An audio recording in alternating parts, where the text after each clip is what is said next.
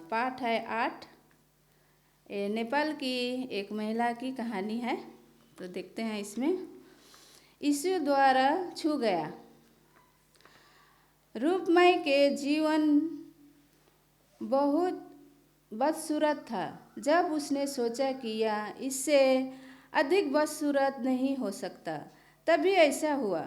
रूपमय का जन्म नेपाल में अछूत निमित जाति के परिवार में हुआ था। उसकी अनुमति के दाग का मतलब था कि उसे जीवन भर अपवित्र माना जाएगा और वह अपवित्र की मौत मरेगी।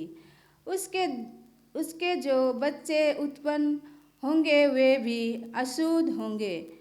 कोई भी चीज़ उन पर लगे अशुद्ध समय के कलंक को नहीं मिटा सकती और उन्हें हमेशा इंसान से कमज़ोर समझा जाएगा। अशुद्ध होने के कारण रूपमय स्कूल नहीं जा सकी और उसने कभी पढ़ाई लिखाई नहीं सीखा। उसके शादी 14 साल की उम्र में हो गई थी। नेपाल में बाल विवाह आम बात थी और अभी भी वह शादी के बाद जिंदगी में सुधार नहीं हुआ। रूपमय के पति के पास कोई जमीन नहीं थी और दोनों जीवित रहने के लिए दूसरे लोगों के खेत में काम करते थे। रूपमय ने 7 बच्चों को जन्म दिया। वह उसका भरण पोषण नहीं कर सकी, इसलिए जब बच्चे कुछ बड़े हो गए तो उसने बच्चों को काम करने और रिश्तेदार और अन्य लोगों के घरों में रहने के लिए भेज दिया। तभी उसके 2 साल के बेटे की तेज बुखार से मौत हो गई। उसके बाद उसके 2 बेटे गायब हो गए। जब उसने उन्हें दूसरे शहर में अपनी बड़ी बहन से मिलने के लिए भेजा।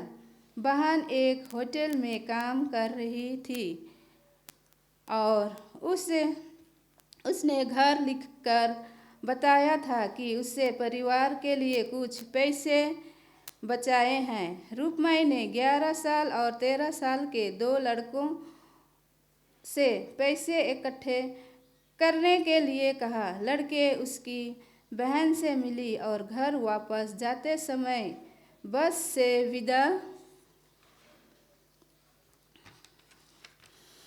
से विदा हुए, लेकिन वे कभी घर नहीं पहुँचे। किसी ने कहा कि बस दुर्घटना हो गई है। रूपमय ने अपने बेटे को तलाश की, लेकिन उन्हें ढूंढने में असमर्थ रही। फिर यात्री फिर से आ गई।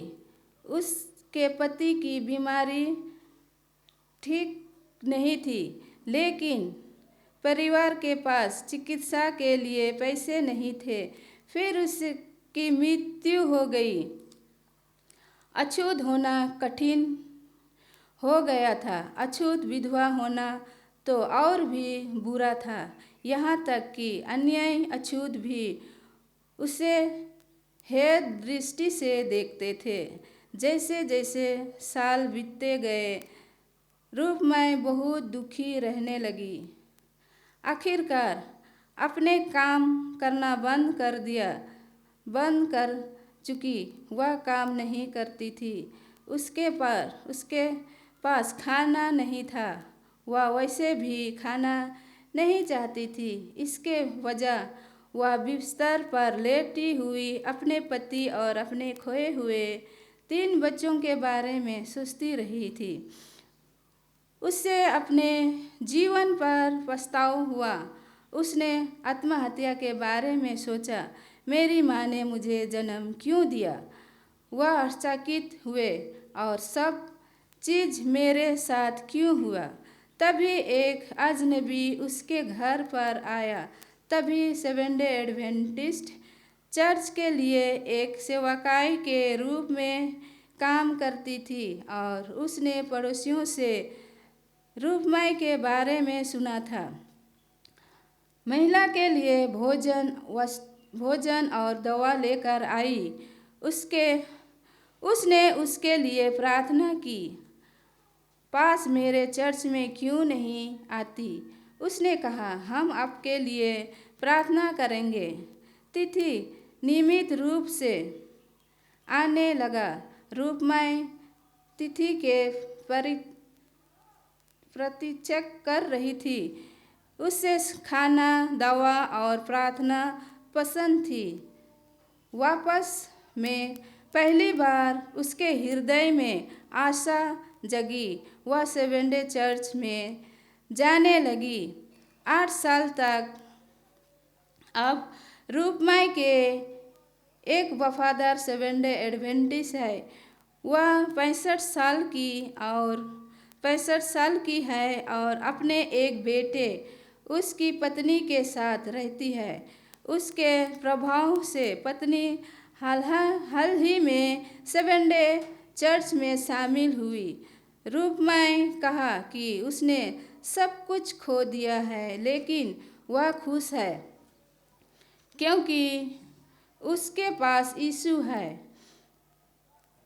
हो सकता है कि कुछ लोग उसे अछूत समझकर अस्वीकार कर देते, लेकिन वह खुश है क्योंकि यीशु ने उसके दिल को छू लिया है।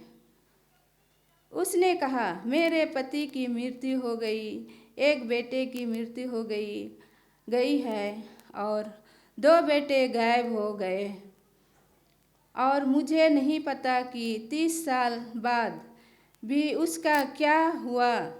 मैंने सब कुछ खो दिया है, लेकिन मेरे जीवन में यीशु है। मुझे बड़ी उम्मीद है कि एक दिन जब यीशु आएगा, मैं उस प्रियजनों को देख पाऊंगी जिन्हें मैंने खो दिया है।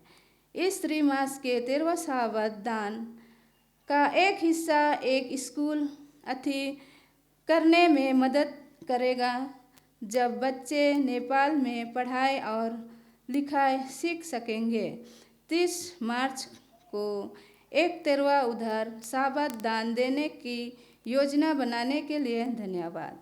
परमेश्वर इस मिशन रिपोर्ट में आशीष दे और आप सब